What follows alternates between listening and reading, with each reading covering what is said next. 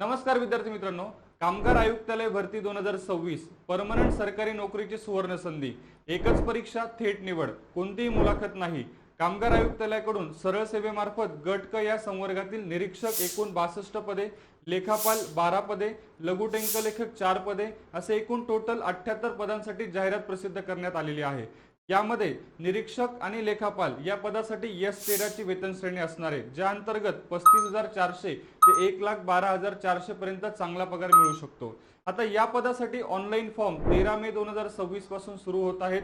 विद्यार्थी मित्रांनो, 11 जून 2026 पर्यंत तुम्ही फॉर्म भरू शकणार आहात। आता याचा अभ्यासक्रम काय असतो, परीक्षा पद्धती नेमकी कशी असते, वयोमर्यादा किती असते, आता या संबंधित सर्व माहिती या व्हिडिओच्या माध्यमातून मी ह्या चॅनलवर घेऊन येणार आहे।